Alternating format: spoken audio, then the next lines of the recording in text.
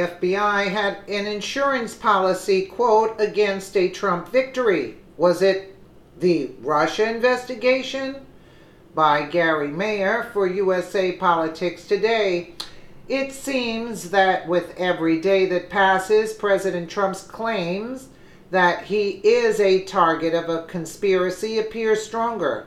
The Mueller investigation team is in serious trouble. On Tuesday night, several text messages from Peter Strzok to his paramour surfaced, revealing disturbing anti-Trump sentiments and a potential political motive for opening a Russian collusion investigation against then-candidate Donald Trump.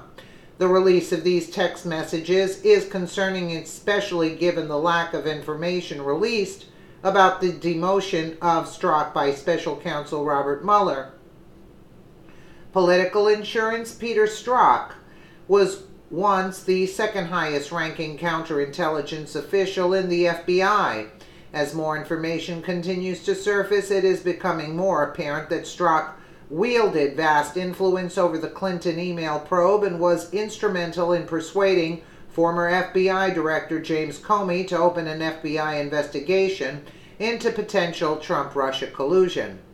Despite the obvious political leanings and biases viable in Strzok's text messages to his mistress, one text message stands out as particularly damning.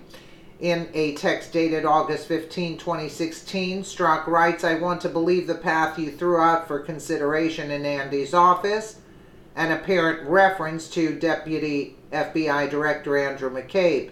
"And there's no way he gets elected, but I'm afraid we can't take that risk. It's like an insurance policy in the unlikely event you die before you're 40. The Wall Street Journal's editorial board commented with obvious concern. What policy would that be? The Andy in question is Andrew McCabe, the Deputy FBI Director. FBI officials are allowed to have political opinions, but what kind of action were they discussing that would amount to an anti-Trump insurance? In another exchange that month, Ms. Page forwarded a Trump-related article and wrote, "Maybe you're meant to stay where you are because you're meant to protect the country from that menace."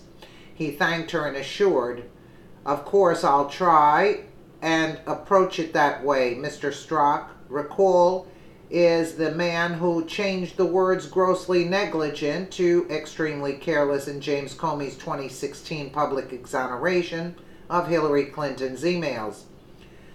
According to CNN, who reviewed the records, it does not appear Page replied to that specific text from Strzok.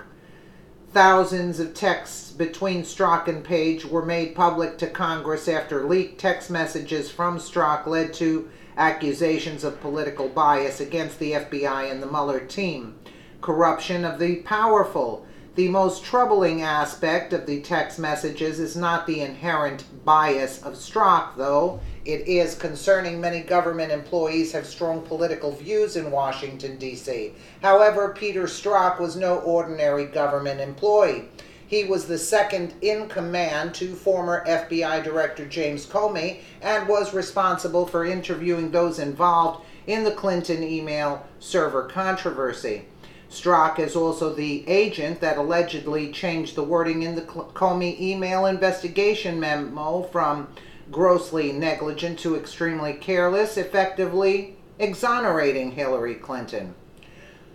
With that rewording, the legal teeth were removed from the Comey memo.